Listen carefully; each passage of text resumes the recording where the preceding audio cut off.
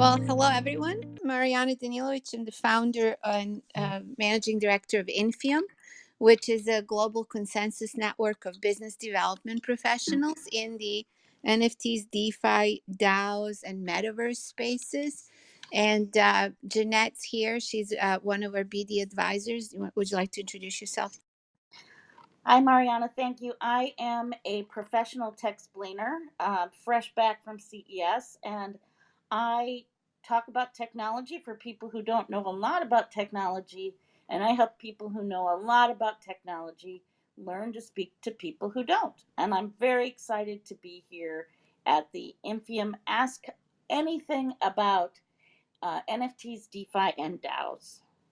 Awesome. And Jeanette's usually moderating this Tuesday session. We also have one session tomorrow at 1:30 p.m. where we will talk about how to create unicorns with DeFi, NFT, DAOs, and metaverses. And hope you can join us there as well. But Jeanette, do you have any agenda for today? Well, I thought I would introduce a few things that I saw at CES, but mostly this session is for you to ask questions, and we are happy to ask any question you have about DeFi or NFTs or DeFi or DAOs or Metaverse or any of the above. Frank, I'm going to go ahead and promote you up there. So invite you to speak. But this is really an opportunity for you to ask any questions. No questions too easy or too hard. Frank, do you want to introduce yourself? Hello, Jeanette, Mariana. Hello, everybody. My name is Frank, and I am a DeFi and Metaverse enthusiast, and I'm also in the process of building my own venture, and I'm here to learn and continue to grow. Thanks, Frank. So, Jai, go ahead. I'm going to invite you up. The more questions you ask, the better. Hey, Jeanette, Mariana, and Frank. Thanks for Hi. having me here. Our pleasure. Did you have a question or did you just want to hang out with us up here? No, I had a quick question. Go ahead. So I've been in the NFT space for a bit, and every week, every day there's new utility being rolled out. I was just curious about how dividends work in NFTs and how different NFT projects are able to offer that. Is it just through like a cut from the community fund, or how does that work? Mariana, did you want to take that one? What do you mean by dividends? Are you talking about creating a pool of money of the value that's being created and then paying that back to the community? Or are you thinking about issuing a token? So a lot of NFT projects that I've been looking into recently, they offer a dividend to their um, holders, but I'm not quite sure how that works because are they just kind of giving their holders a part of the community fund? I was just kind of just a quick question, just curious. Again, it's really it's not something that exists at the moment in terms of a financial structure where we can look at it and say, hey, this is how you set up a dividend with an NFT drop, because NFT drop in itself is not really, hopefully, a digital basically financial instrument. That's what we're hoping it's not. And so trying to set up a dividend from that drop, um, not sure what mechanism they're using, because there has to be some liquid mechanism like a token to create something that's refundable. So that's why I was asking, do you know of a specific project or a specific dividend you want us to review, where we can comment on it, as this is completely, a layered perspective on something that, just kind of launched last year. So is there certain project you want us to look at and say, oh, what does this make sense?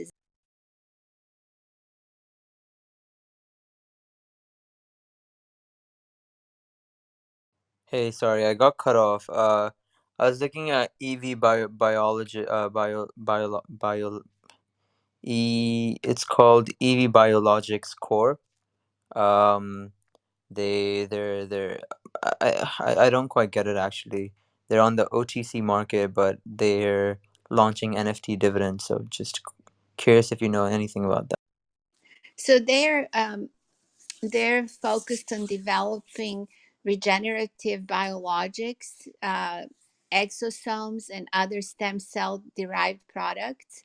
And so they're issuing NFTs to shareholders in lieu of cash dividends. So they're not, so when you asked the question first, I thought that somebody had an NFT drop as sort of the formation of the economy, and then they were issuing dividends on that drop. So these guys are a publicly traded company, and instead of issuing a cash dividend on their stock, which that's what they that's the type of stock they have, um, they are issuing NFTs that to shareholders instead of that cash dividend. So it's a completely different way of it's more of a reward than actually a financing model for some of these new economies that we're discussing. Does that make sense? Yeah, thank you for the answer. Yeah, so I think a lot of companies may go down this route in terms of trying to figure out how to use NFTs as a reward mechanism. You see it in, with Adidas and Visas of the world, kind of giving marketing incentives and rewards to consumers. With these guys, they decided this is a good way to get more people to buy their stock. Basically, that's kind of an innovative way of looking at publicly traded stocks. So let's see what happens with that one. Very cool. Emmy, did you have a question? I don't know if I said your name right. Oh, no, that's fine. Thank you so much for bringing me up, and thank you for having the room because it's just been very fascinating seeing the rise of NFTs and DAOs, and I'm very just fascinated by both developments. Not not an expert or been. I mean, I've been reading about them for a couple of years. Well, that kind of makes you an expert compared to a lot of people Okay, who have been well, if okay, for reading but about it for 5 minutes. So okay. go ahead. So yeah, just I wanted to ask you guys in terms of like as a um, because the original DAO, I think that was like they raised like 150 million dollars on of Ethereum, and they had about I think 50 million dollars or 50 million worth um, hacked, and has that it doesn't seem to um, you know to to to limit or at least restrict or I don't know. I'm sorry. I'm not very very. I think that's okay. Anyway, so I think okay. you're talking about the fork, right? Where the Yes, DAO yes, yes, fork. Yes. yeah. And so my thing is like with all these new DAOs that I've been reading about, like the Constitution DAO, and even just last week I read about this Lynx DAO with that they want to buy a golf course. Um, but a lot of times there's so many questions in terms of like how you transition from uh, the community that is based on the Ethereum network to actually acquire an say something like an actual piece of property. It's if they do end up buying a golf course, like unlike the Constitution DAO, they had a really good FAQ and some documents on their Google Docs. But Mm-hmm. for this, I think it's just very fascinating because I see there was a DAO that wanted to buy a basketball team, and so like so for me, when they structure these type of projects. Um, seems to be like there's so many hurdles and legalities that have to be straightened out in order to like go from having the funds to do it, then you have to execute it. How far? I mean, it just seems like there's a lot there, and so I don't know that um, you'll see more and more like acquisitions come to a close. So that's I apologize for the ramble. No, Um, but I think I know what you're getting at, and there are DAOs for so many different kinds of things right now, and Some of them are a lot more legit than others, and some of them, there are a lot more steps between investing or participating in the DAO and reaching whatever goal the DAO has in mind. One thing is, if they're trying to do something complicated like buy actual real estate or buy an actual team, I would expect very, very detailed information about how that's going to work out. And I think if that information is unavailable or sparse, I would be concerned. Um, because there's a lot of opportunities, if you're not careful, to put some money into something that's not actually going to go anywhere. So the more, I would say, the more complicated the transaction they're trying to make, the more detail you should expect to see. Wouldn't you say that's so, Mariana? Yeah, I agree with you, Jeanette. And clearly, the devil's in the details with each DAO. You have to really read the white paper, and you really have to get to know the people that are sort of managing the community in some way, depending on what kind of a DAO it is. But if you start thinking about, this whole idea that crowdfunding can get you anywhere, right? Because I was very excited back in 2015 and 16 and did a lot of crowdfunding projects with Reg A Plus and Reg CF, because up to that point in time, you can only invest into these really exciting new ventures and projects and, private equity, like, buying a sports team, for example, or buying the Constitution, whatever they decide to do with a DAO. It was impossible to even contemplate investing in those kinds of projects if you were not an accredited investor. And they keep changing the rules all the time, but it was like, I think you had to earn like 250 a year and have a million liquid in assets outside of your home, your primary residence. And it was a very high hurdle that it was coming down to less than 3% of the US economy, of US population, could actually invest in something that's not publicly traded. And so being an accredited investor was a very, very high hurdle. And so being able to participate in startup projects through crowdfunding, through Reg A Plus and Reg CF, the SEC did quite a bit of work, over a long period of time, with the Jobs Act, coming to reality after maybe a 7-year period after it was approved. They did a lot of work trying to figure out how to explain complicated investment projects to non-accredited investors. So the crowdfunding did a lot of that work, but then blockchain opportunities came around, and a whole host of money globally went into blockchain projects without all that regulation, without all the explanation, without all the marketing requirements. And what you're seeing now is the pendulum has swung to the other end of this. The SEC was sort of trying to protect the consumers investing in high risk projects. There's no one protecting you here, and there's a new DAO that's investing in a private equity type environment every day of the week. So how the regulators are going to react to that, I suspect, is not going to be super favorable. Yeah, I, I've Harriet. been. Oh, I so, Go ahead. Go ahead, Emmy. okay. Yeah, sorry. Yeah, I think I just wanted to say like I think it's the crowdfunding nature of it that was probably the most appealing to me about how at least with the potential of a DAO. But then the more you read about it and like all of um, the legal gray area, I think causes a bigger risk to me. And when it comes to like I guess my question then is, are they even needed? Like since because if you can participate as a retail or a Main Street investor in crowdfunding, that why even think about DAOs? I guess is the concern because a lot of these ventures that are coming up, they may get shut down if the SEC decides that DAOs have a lot of problems with it. And so that was just kind of my question. So thanks so much. Well, there's a one more point I think that, created this avalanche of DAO opportunities and crowdfunding on this other side of the spectrum. And that is that there's liquid token or an NFT attached to almost all of these different transactions happening on that side, then that removes the friction.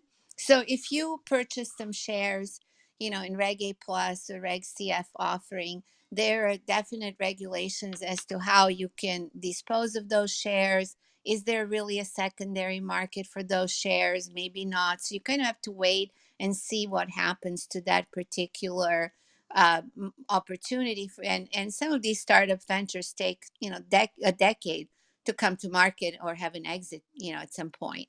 Where with the DAOs, a lot of them issue tokens, and most of them actually, that's probably the reason why to have one at this point. Like, let's separate DAOs and tokens. Basically, when you're funding something with tokens, whether it's a DAO or not, you have a liquid mean of exchange that can go up and down in value with the volatility of the market, and that appeals to a lot of people because they can go in quickly and get out quickly. And I think that's what's happened with the market. I think too that when you're talking about the blockchain space, there are certainly risks that are different from traditional investing, but there are also certain risks you have less of. And I think one of those is that in traditional investing, it's really just about having enough stock to make a difference in the voting process. And it's really about often protecting the CEO and the C-suite, which may or may not have interests aligned with smaller investors. And so I think that there are opportunities in that space that are different than in traditional investing instruments. But I certainly think that you make a good case about certain protections are not there. And I think this is really a situation where, because they're not all unified, you really need to do your homework. Yeah, and also interesting thing is, like, if you start listing all the problems with investing in tokens, all the rug pulls and tokens being stolen and accounts being hacked and NFT sales drops being hacked, it's a very, very, very long list, right? So on that side, there's very little customer service in recovering problems that you may have with your wallet, with your purchases, with someone trying to impersonate customer service. I mean, we discussed all of these issues over the last year. It is a very underdeveloped new market and sort of enter at your own risk kind of environment. But it is so appealing to a lot of people who have seen, 10x, 100x returns on some investment. It's drawing a lot of people in. It's drawing a lot of people in from markets where you can really invest your money efficiently, your fiat money, and it's devalued before you can see any sort of return on investment. So you just try to spend it all the time. Here they can actually invest and see some value, increase over time, especially in things like Bitcoin and Ethereum. So it's very attractive from many perspectives, from the liquidity, friction, ability to go in and out. It's up to your own learning to figure out if this makes sense for you or not. But yes, there's so many things to be solved on the actual, operational side of these businesses. And I think too, one analogy that I use a lot is, when you're looking at your investment, you want your radishes, tomatoes, and your trees, right? And some things are going to be long term, slow growth, and you want a good portion of your investing to be in that space. And some things are going to be tomatoes, they're going to be kind of middle of the road. And then some things are going to be radishes, and they're going to produce very quickly or not at all. And I think if you think about it in those terms of, maybe some of your NFT investment is your high risk, high yield investing, then it makes more sense. We have another somebody. Oh, go ahead, Frank.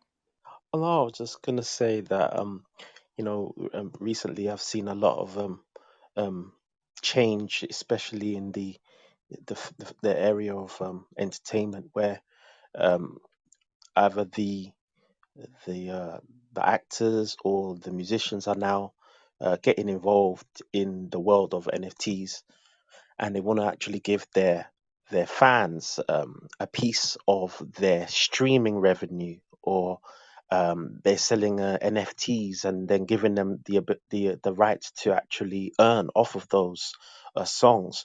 Um, that, as well as being able to fund actual film projects.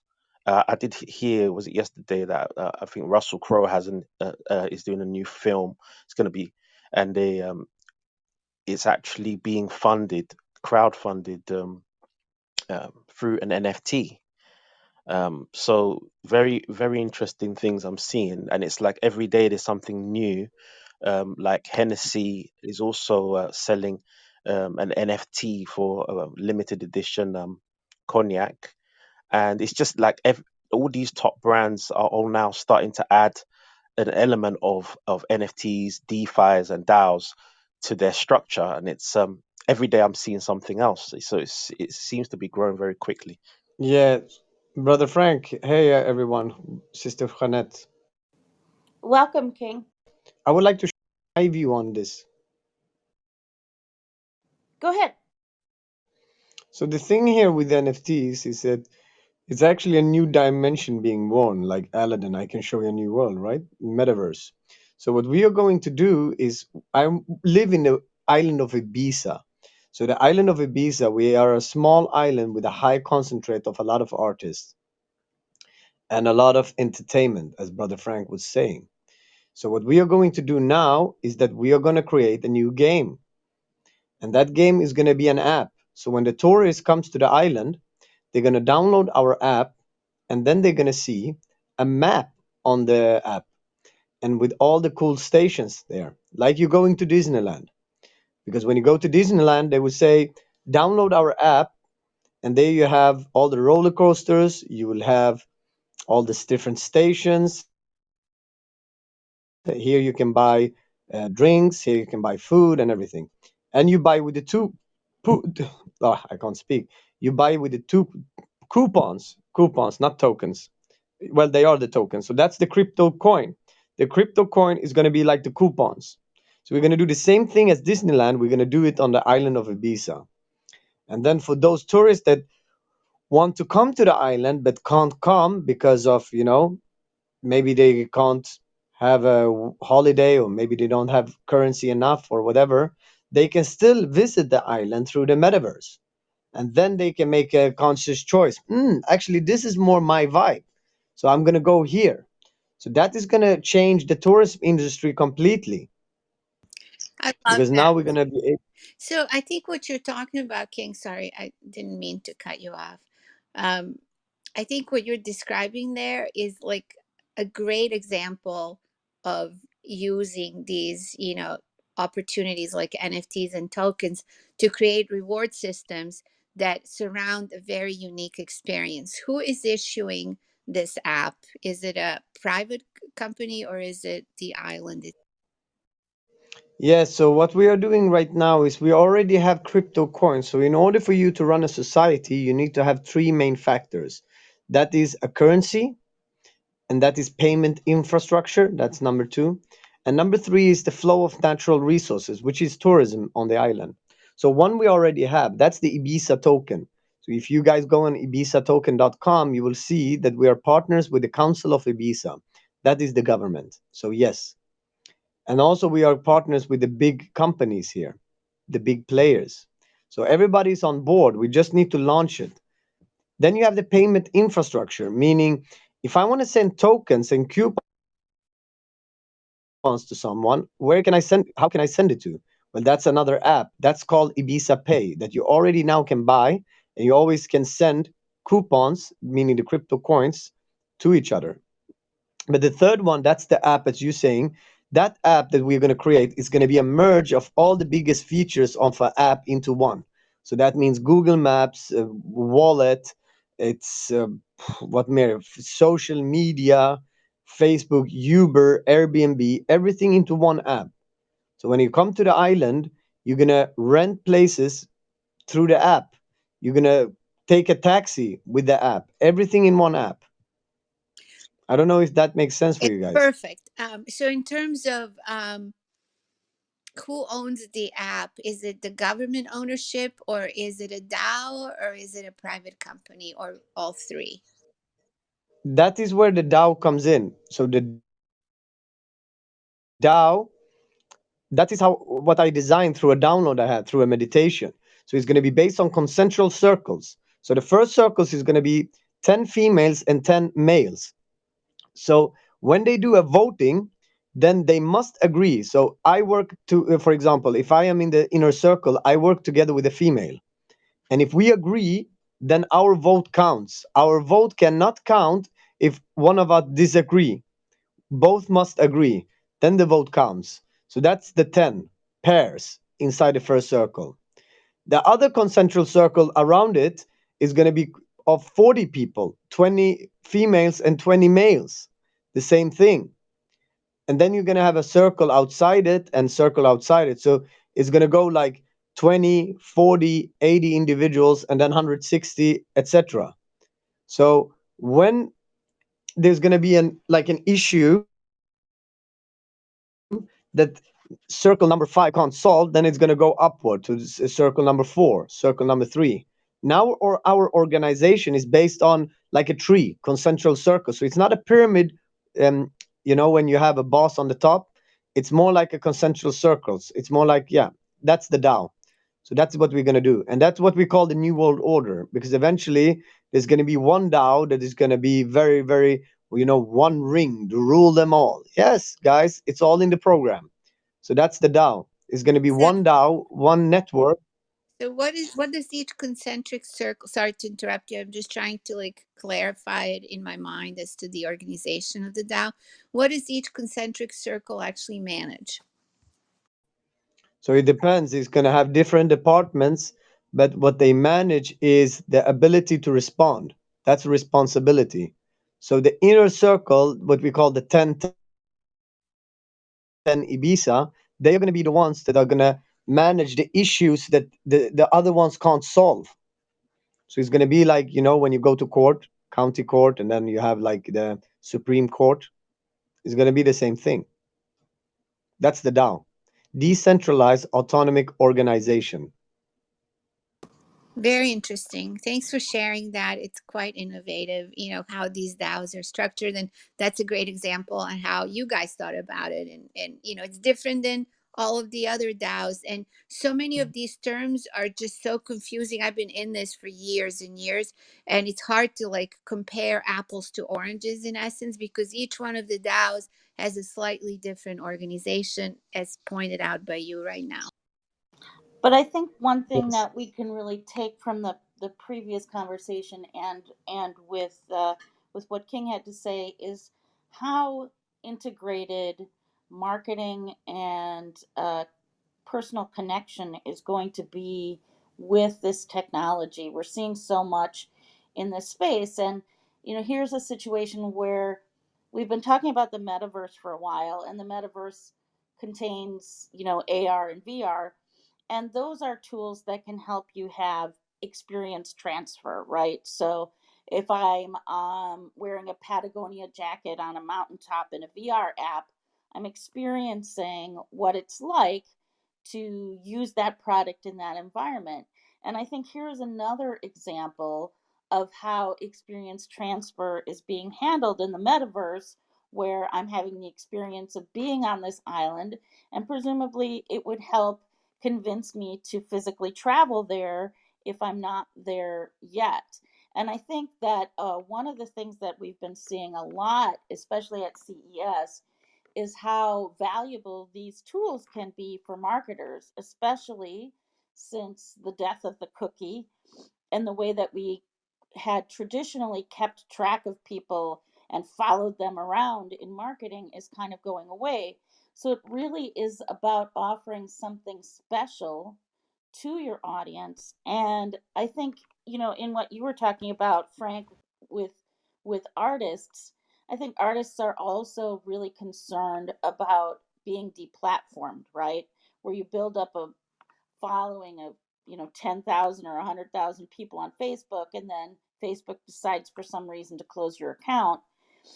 I think artists are looking not only for a way to share with their fans, but also a way to convince their fans to connect with them more directly so that they have control of that platform and the communication that goes out to those artists. Would you say that's true, Frank? Y- Yes, I think that what's going to happen is that we're going to have literally a marriage of all of those things together. So um, Yes. artists having, for example, you got an artist that plays the guitar and has a band, and now that band was online on SoundCloud or on any other platform online, but now as things are moving on with the metaverse and even Neuralink and all of these things that are coming in the future, the way people will interact will be actually by going into those people's actual worlds. So that this Yes. band has their world. Now that world is now their community, and they can have an economy within their world where they sell their products.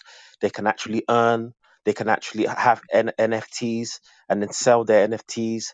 They can actually get involved in a community with micropayments going from one person to the next, from one peer to peer, and also like literally their communities now all around them rather than just on the computer. It's actually in real time all around Exactly.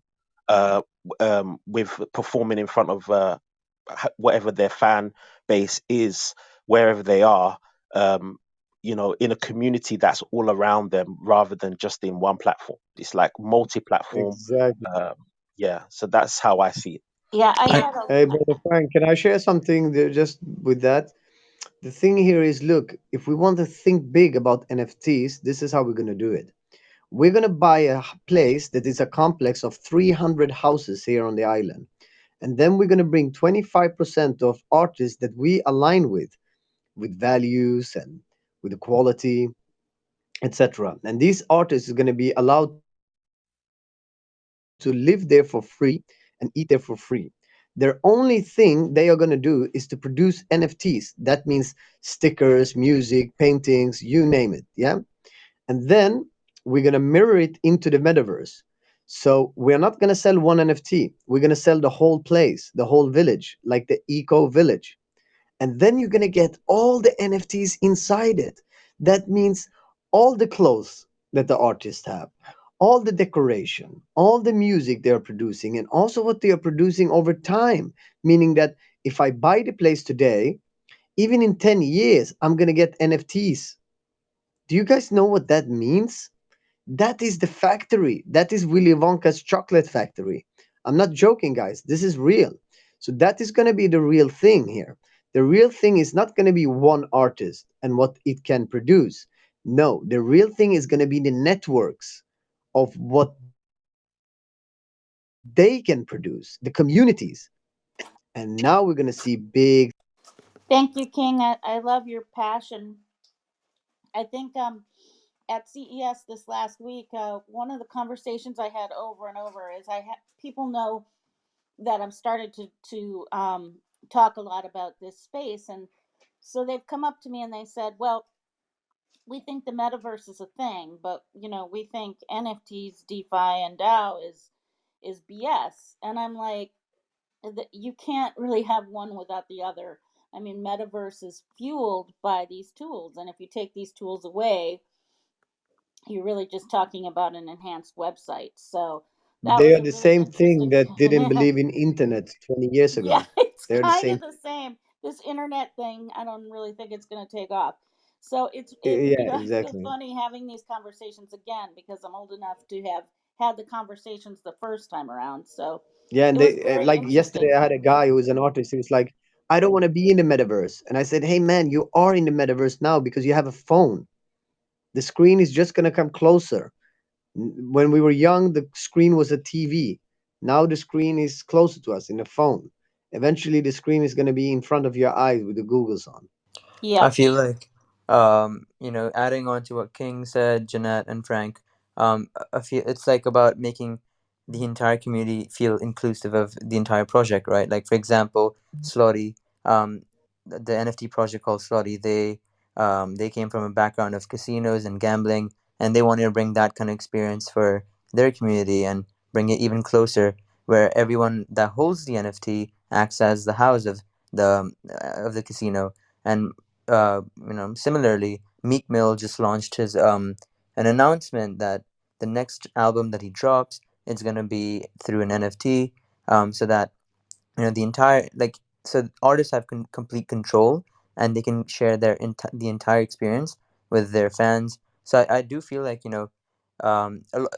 people will be skeptical over NFTs and metaverse, because firstly, we're very, very early, and secondly, there's just so many new things coming up that it's hard to identify, like, what is actually providing value and what is just there to ride the hype. So I do feel that that kind of transition is going to come soon, where people start to accept that as well. I do want So to take a moment to, sorry, King, I want to take a moment to refresh the room and say that you are in Infiom's clubhouse, and Infiom does a lot of work in this space, capably led by Mariana Danilovich, our founder. And I wanted to invite you to ask any questions that you might have about NFTs, DeFi, and DAOs. No question is too easy, no question's too hard. So if you have a question, just raise your hand and come on up, and we would love to hear your question. Go ahead, King. So I have a question to Brother Jay here. Brother Jay, what's your profession? What are your skills? What are you? So I'm a student. I study risk management and business intelligence, but I'm currently on taking a break from my institutional learning and working with a jewelry company and a few directors from bulge bracket banks, to launch a one of the few first redeemable NFTs. Okay, what did you say in the last? Removable NFTs. So what do you? Redeemable. Okay, So, what our NFT collection is trying to do is trying to bring traceability into the world of jewelry. So so for example, what we're dealing with first is gemstones like ruby. So that we're sourcing it directly from the mine and completely making it completely traceable, so that you know the name of the miner, you know exactly where it's been through, how many hands it's been through, and just bringing transparency into the space, because you have issues like blood diamonds, drug money. So trying to make this industry a bit more transparent. okay. So it's like the antidote of this black market, no? Not just that, but it's more so that's kind of what we're trying to bring traceability, right? So it's not just black market, but it's also like bringing more information to what you're using. A lot of people, they have jewelry on, they have stones in it, but Yeah, they and they don't know don't know exactly what where it's it's come coming from. from. But that is good, man. Can you do the same thing when it comes to meat? Can you do the same thing when it comes to vegetables and fruits? Can you do the same thing when it comes to clothes? I think Um, there are some companies definitely that are in that space right now. And another major trend that we're seeing, if you've been in this clubhouse a lot, you've heard me talk about this, is that younger consumers are really concerned that their products match their values. And one of the things that blockchain does exceptionally well is track the supply chain. So you know, what farm did that come from? Is it That's actually good. organic, or did they just say it's organic? Is it actually a free range farm that this came from? Because people are starting to be very concerned that the products they buy actually deliver on the promises they make. For I sure, I think feel like immutability just adds on to that, because, um, like, I'm vegetarian, right? So, for example, I don't know what's in my food. I don't know, or I don't know, like, what kind of leather is being used on the shoes. So, that's all quite abstract, in the sense that it will take some time to bring that kind of traceability into the world. But really agree with the point where we're transitioning into a generation where we really care about where things are coming from and if they match our values, our morals. I think it's very true because Um, I'm I'm originally from Nigeria. My family from Nigeria, and I was asking my mother the other day whether there's a lot of artwork that they have that is just sitting there, and this artwork is very, very valuable. and some of the artwork that is in the UK and in different countries, um, we don't even know where it's come from, but it's very valuable. And if we have the ability to trace how far back or where it's come from, the real value of those art pieces will be seen. And there's so much artwork that has been lost throughout wars, and some of them are just sitting in people's houses in Africa, and they don't know the value. But if they come here, they'll be in museums. So it's that kind of trying to be able to track the where it's come from, how valuable it is, and then and that I think what you're doing is great, because in order to track especially precious metals and diamonds and all of that stuff, especially with what Jeanette was saying about people really really believing in what in standing for something. They wouldn't want to wear a diamond on their finger that has come from somewhere that they don't believe is right. So what you're doing is great, and I think it really does have a big impact on the world. I think it would do. Thank you, thank you. Just wanted to add, Kevin O'Leary, the very Mr. Wonderful.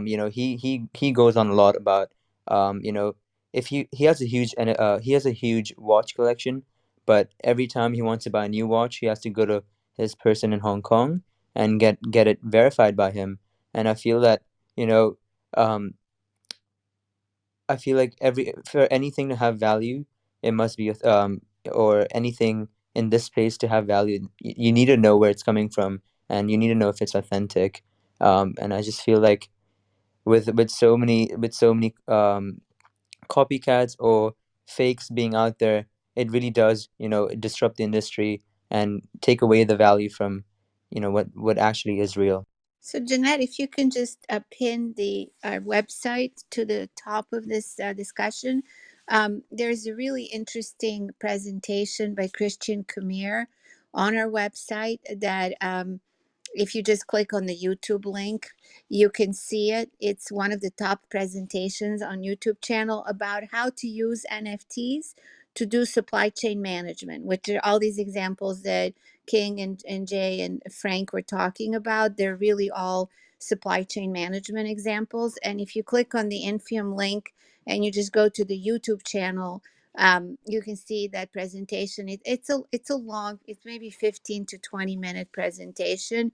Usually all of our presentations on YouTube are about 5 minutes, but he really goes into detailed discussion as to how to use NFTs to track digital assets as supply chain management opportunity, and sees that as one of the bigger opportunities with NFTs as a new technological development. So click on the link, subscribe to our YouTube channel, and learn from some of these people in the industry that have spent, I mean, I think Christian has spent several years developing some of these strategies. So it's really an interesting watch and listen. It's a visual presentation, that particular one. You can also get all of our Clubhouse discussions on that same channel. If you scroll down our YouTube channel, you would basically see all the Clubhouse room discussions from last year, as well as we're taping these here on the Clubhouse, and you can play them sort of in the background as you start thinking through issues like NFTs, DeFi, DAOs, and metaverses. Thank you. Hey Mariana, I was just hoping maybe if I could talk a little bit more about the project that I'm working on, and just hear everyone's opinions on Yes. what they feel. That's what it's Um, for, this room. So thank you for showing up today, Jay. Thank you, thank you. So the name of the project that we're working on, it's called Cyber Anubis. So it's a bit, you might think like, oh, it's gemstones, but why Anubis? So in ancient Egyptian history, they have a very very very strong linkage to gemstones. So brands like I'm a second generation jeweler. My family comes from wholesale gemstones, but like bigger jewelry brands that I'm working with now. Um, so a big issue that we face is like verifying what we're selling. So, having said that, we've decided to go with Anubis to kind of not just sell a stone, but also provide the community with solid 3D art of Anubis in different forms, like him holding a like the Ankh, which is the symbol of Anubis of truth, and not only that. So we're trying to package everything together to really bring this kind of message across the NFT space. Not only that, we're also launching a utility coin that is airdropped to our holders on a day-to-day basis based on the rarity of their NFTs, which they can further use to fuel our ecosystem and use it to get in on other jobs, get access to high grade gemstones that wouldn't necessarily be available to the common man. We're trying to fractionalize that, and we're also like our one of the biggest utilities for us is making is interoperability in the NFT gaming space, because a lot of games, they have a very strong linkage to um, mythology, like and they have like characters that do use gemstones. So we're working with esports teams and many different NFT gaming games to kind of give that sort of experience to our holders. Okay, so let's break it down. What business do you think you guys are in primarily? So, on the surface level, we come off as a gemstone company, but when you package that up, it's more so art and gemstone combined together, because the main piece of the art is not the gemstone. But you can. So what the art resembles is it gives people the option to redeem the stone as well. So at any given time that you want to get the gemstone in your hand, we will ship it out to you, and we will get the NFT back in return and burn it. Okay, so I'm glad you're asking this question because I see business plans, all the time where the imagination soars, right? And so, yes, can we think of all these different ways that one can use NFTs and gemstones together in a sentence? Yes, we can. But the question is going to be, what do you think is the most probable consumer adoption of a company that's distributing gemstones? What's the most probable consumer adoption or business, trade adoption of your new business model, and why should it exist? So that's like the first question as you look at your ideas. What would be something that you feel is a killer app there?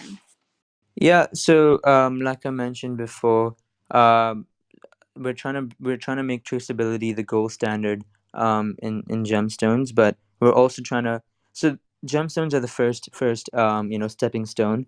So if you have traceable gemstones, then you can have traceable jewelry. So that's something that we're Okay, reaching so towards as stop well. there. That's Yeah. perfect. Okay, that's really important. Like if you solve that problem, that's $1 billion problem, right? And Jeanette mentioned it, and King and and Frank, that this is also applicable to many other industries. So it's a basically supply chain management problem, because traceability of anything, whether it's sustainably farmed produce, or whether this gemstone is real, whether this Louis Vuitton bag is real, these are all things that are really supply chain management issues. Was this supply chain compromised or not? Does it come from an authentic source or not? So you would need to have, in order to create this for the gemstone industry, you would need to have access to all the producers and all the, you know for the lack of better term, storage slash libraries of gemstones. Do you have that access?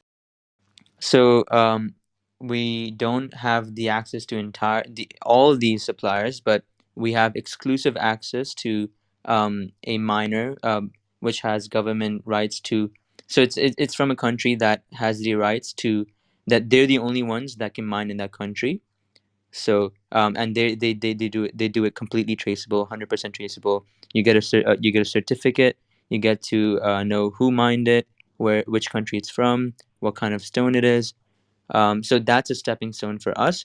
But this NFT collection is more just to show that, look, this concept works, and we want to spread it across the industry.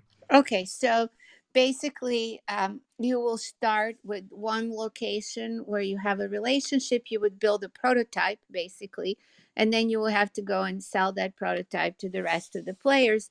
And supply chain management for I'll give you a great example. It was in 2019 or 18, I can't remember. Bumblebee Tuna actually decided to do a supply chain management on blockchain, and they would actually show you whether this tuna was, farm raised or whether it was wild caught, and how long did it take to get to the store and to your table, kind of farm to table experience. And to me, that made perfect sense because they owned that production of tuna, they owned that consumer relationship, they owned the distribution relationship. So when you're doing a supply chain management business, you have to have you have to own piece of that whole sort of supply chain. And you guys are sort of at the at the distribution end of this. And do you distribute to other jewelers, or do you distribute to your own jewelry stores? Where are you in that supply chain management process? So right now, like you said, we're in the distribution phase, but what we're trying to do is bring more light into traceability so that we can become because we have exclusive rights to those stones as well. So uh, we're trying to get there to make it for the gold standard for everyone else. And see, that is a great idea. I think it definitely needs to be done.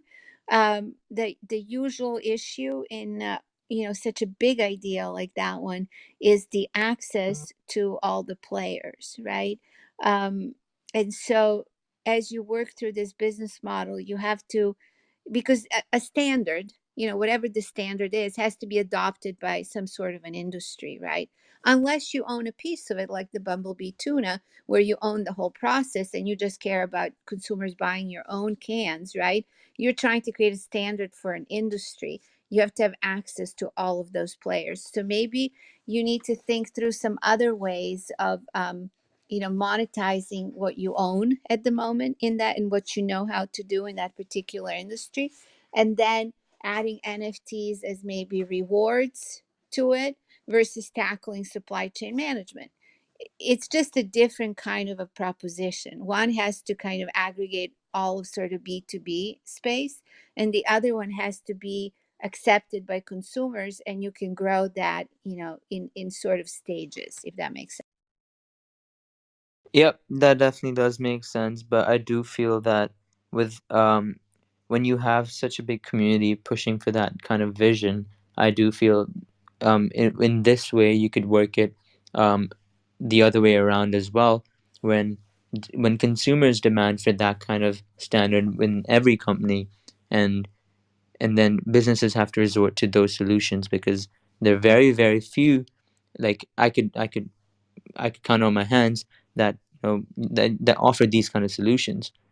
So I do feel like in generally you would have to have entire ownership over all parts of the supply chain, but in this case, I do feel that the power of the community can turn things around. Yeah, and so you have to pick one at the beginning, right? You have to develop. So what I'm trying to say is you have to narrow it down to then expand it, if that makes sense. So you have to phase it in such a way that you have to pick a lane. Am I going to go to the consumers with NFTs and, with, attached to the access to the jewelry that I have, to these particular stones that I have, and grow the audience, the consumer audience, and consumer buy-in into the process because they feel like this is authentic. I don't want to buy something that's not. Or are you going to try and get the buy-in of the industry? And that is all a question that you guys can only answer because you know where your relationships lie and your expertise, really. But start with your expertise is the point. Definitely. Thank you for that. Thank you for your advice and your comments and your insights. Appreciate it. So we're probably going to be our vision is to start with the consumers, and that's why we've gone with attaching the art to it, so that it becomes the entire proposition becomes more appealing and more intriguing to the consumers.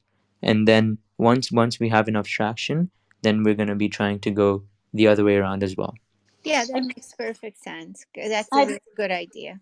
yeah, I just want to put a bug in your ear, Jade, that adding the art to it is one way to get the consumer involved, but another way that you might consider is to connect the consumer more with the people that are involved in making that product for them, whether it's connecting to the miner or connecting to the local jeweler, or that maybe the NFT is one route, but another route is to simply humanize this product in a way that consumers can emotionally attach to. That's another way to go about it. Definitely, thanks for that. That's why I've decided to partner up with a. I'm from Hong Kong, so that's why I've decided to partner up with a major jewelry company from Hong Kong, so that yeah, we have traceable gemstones, but um, to humanize that entire process, in the marketplace that we launch later on, you can also purchase jewelry that is made from completely traceable stones from your NFT, and that's how we're going to be rolling out as Well, I like that. I think I like what Jeanette said, and I like this idea that you have that you partner with a large company. That's kind of my Bumblebee example, because they own a particular group of consumers. You're starting with an installed database of people that can actually use this product. That is helpful in launching new ventures. Extremely helpful. Yeah, I think that very, very good when you have when you can plug into a pool um, of potential customers, potential clients, potential people who can become your tribe, if you know what I mean. And because, especially when it comes to NFTs, it's all about kind of building your tribe and doing it in a way that you can bring people all into one place, and then you can actually build that community. For sure, for sure. And the specific reason I partnered up with this jewelry company is, so they're a parent company, where they have their normal jewelry, but they've also launched a smaller company under them, which has grown quite big. And what they do is, they try to solve similar issues as what we're trying to do. So, no blood diamonds, 100% sustainable. You can recycle the gold as well. Everything is like ethical practices to be ethical practices throughout the entire supply chain. So that kind of molds in well. This project molds in well with what the company's vision is as well, and that's why we get access to their clients. But more importantly, we also get to showcase the jewelry of that company which shares the same vision as us, and show that, look, that these stones are actually going to be used in something that in what we're preaching, which is bringing sustainable practices, ethical practices, blood no blood diamonds, no drug money. We're trying to really be as authentic as possible, so that when you wear it, you have that peace of mind that I'm trying to do something good for the world, and I know exactly where my things are coming from. Well, that was awesome. Thank you, Jay, for participating today and for bringing lots of questions to the panel. And thank you, Jeanette and Frank, for all your insights.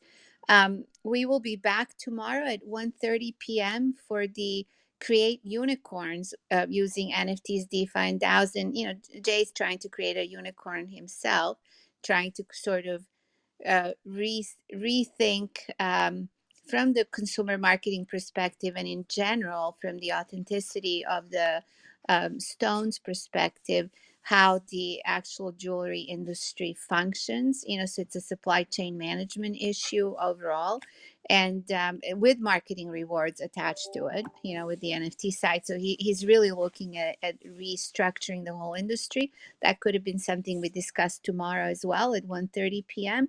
I hope you guys can join us. In the meantime, sign up for a newsletter, because we do publish a newsletter every Sunday. And we have half a dozen articles that we feel are very relevant for this market, and we will be discussing that newsletter tomorrow. It talks about how DAOs are actually used to fund companies, unlike replacing maybe venture capital. It talks about some of these DAOs that have not had a really easy time in the last week, like the DAO behind the Pudgy Penguins, how GameStop and some other publicly traded companies. I think that was one of the first questions today, that Jay asked about a publicly traded company doing NFTs as dividends. Here tomorrow, we're going to discuss how GameStop is going into crypto now that its stock has become a brand because of the meme behavior last year. And they're going into crypto and NFTs. So these are some of the topics we will be discussing tomorrow. And I hope you can join us. And thank you so much, everyone, for being with us today. Thank you, Thank you. Mariana, for having me Thank on here as you. well. If anything I said resonates with you, feel free to check out the Twitter linked in my bio. Happy to talk more about it. And thank you again, Jeanette, Mariana, and Frank, for having this amazing platform for us to speak and ask you guys questions. Our pleasure. Bye bye. Thank you, Jay. Bye Thank bye. you.